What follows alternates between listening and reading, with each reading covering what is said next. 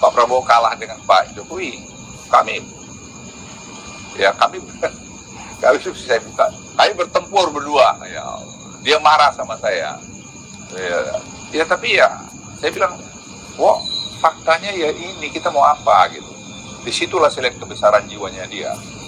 Saya bilang, ya udah bang, kalau gitu dia hormati keputusan itu. Walaupun tentu dalam periode tertentu beliau galau juga, yang saya masuk akal saya.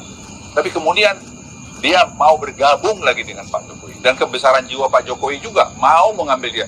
Di mana kita cari pemimpin seperti begini gitu loh. Saya ingin menyampaikan pada Anda sekalian, kita akan memilih presiden tanggal 18 Februari ini. Dan satu momen yang penting buat kita menurut saya, kita tidak boleh salah pemimpin. Apa yang sudah dicapai Pak Jokowi sekarang, saya ingin katakan diakui oleh dunia. Ya, saya kemarin waktu di Singapura, banyak yang menjenguk saya, baik itu dari utusan khusus Presiden Biden, John Kerry, maupun dari pemerintah, menteri-menteri dari Singapura, dan banyak lagi yang lain datang melihat saya. Itu semua mengapresiasi terhadap ekonomi Indonesia, terhadap leadership Pak Jokowi yang mampu bernavigasi di tengah-tengah sulitnya ekonomi dunia saat ini. Kita masih inflasi di bawah 3%, ya, kita punya sekarang 44 bulan berturut-turut kita punya ekspor surplus. Itu belum pernah dalam sejarah Indonesia, dan kita melihat juga betapa sekarang current account dulu selalu defisit, sekarang sudah kita ya surplus, kadang-kadang ada sedikit negatif, tapi itu tidak menjadi isu lagi. Itu yang membuat rupiah kita di tengah-tengah terpaan naiknya the Fed misalnya tidak terlalu banyak terpengaruh.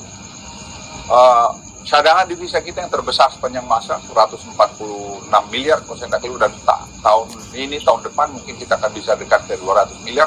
Semua karena kebijakan ekonomi yang dibuat oleh Pak Jokowi dengan tim ekonominya yang menurut hemat saya itu juga tim ekonomi yang baik sekali. Ini kerjasama semua.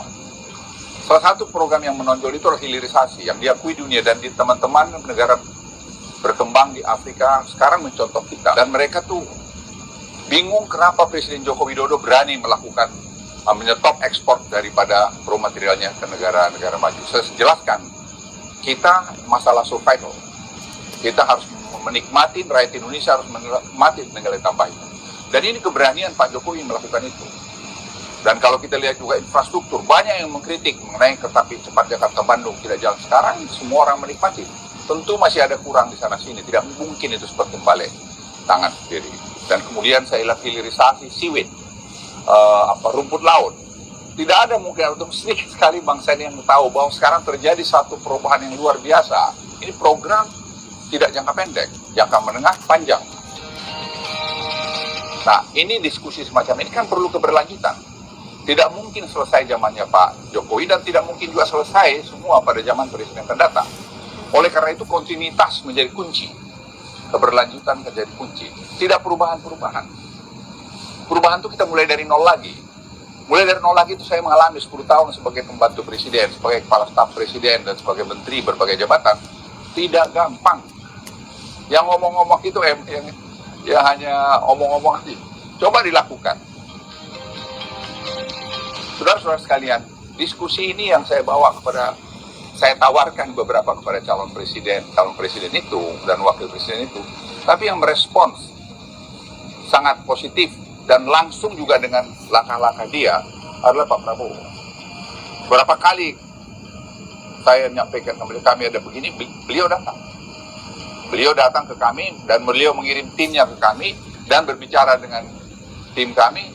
Dan beliau sangat setuju dan ini harus lakukan. Dia bilang sama saya, Bang, ini harus dilakukan, harus diteruskan. Karena ini program yang sangat baik sekali.